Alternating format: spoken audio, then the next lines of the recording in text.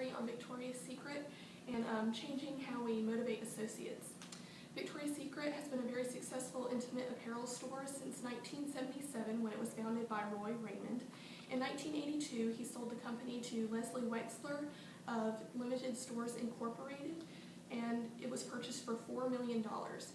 It has now been in business for 37 years, and it has become the largest retailer of lingerie in America and is now a multi-billion-dollar company. They employ over 100,000 associates and approximately make $5,165,000,000 annually. Over the years, they've established over 1,000 stores in the U.S. and have recently expanded to overseas. Although they mainly function to sell lingerie, they have also broadened their horizons and sell casual sleepwear, loungewear, formal and casual clothing, shoes, accessories, and beauty products. Although Victoria's Secret has been a largely successful company in the past, there are always ways to improve a company. And the way that I looked at improving this company was to motivate employees better. Right now, Victoria's Secret uses positive reinforcement and gratises to motivate their employees. Employees receive a monthly gratis, which they receive products of the company at a lower price than regular customers do. They also occasionally receive a free gratis for working there, as well as a 20 to 40% discount on all merchandise. However, if there were better ways to motivate the employees, we would be able to create more revenue for Victoria's Secret.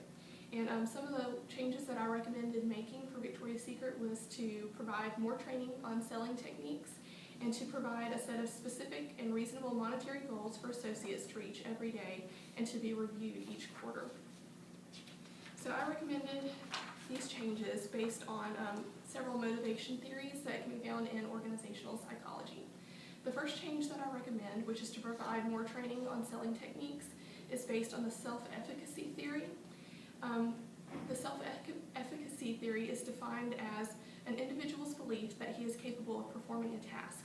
Therefore, if we present some more opportunities for an associate to be trained on selling behaviors, they'll be more confident in their ability to sell, and as they become more confident in their ability, they'll be able to create more revenue for the company. The second change that I recommended was to provide a reasonable set of goals for associates to reach each quarter, and I based this on the goal setting theory. Goals tell an employee what needs to be done and how much effort is needed. Evidence strongly suggests that specific goals increase performance, that difficult goals, when accepted, result in higher performance than do easy goals, and that feedback leads to higher performance than does non-feedback. So currently in Victoria's Secret stores, we do give a goal to the store as a whole for the day on how much money they need to make. However, if we divided that goal between the associates and said that each associate needs to make, say, $500, then each associate has a specific amount that they know that they need to work towards. When you give an amount as a whole to the store, not every employee is sure of how much money they need to make to put forth enough effort for the company. I found a quote from an article that states, "To maximize employees' efforts and subsequent performance goals should be challenging rather than easy, but they should also be achievable. In the minds of employees, the experience of success in the pursuit of challenging but attainable goals is associated with positive and valued outcomes. These outcomes are both internal, for example, a sense of accomplishment, escape from feeling bored or useless, and proving oneself, as well as external, for example, higher income, job security, and opportunities for promotions. For this reason, we can predict that if we provide specific and attainable goals to each associate, the associates will be more motivated to reach those goals. If we implement these changes at Victoria's Secret stores, we will be able to increase our profits. And although we understand that organizations are sometimes resistant to change, these two changes would be fairly easy to implement because we already provide training on selling behaviors when an associate joins a store. All we have to do is expand the amount of time by maybe a day to encourage their selling behaviors.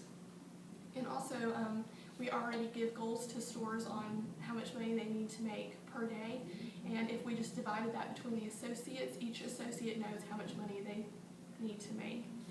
So that's my executive summary.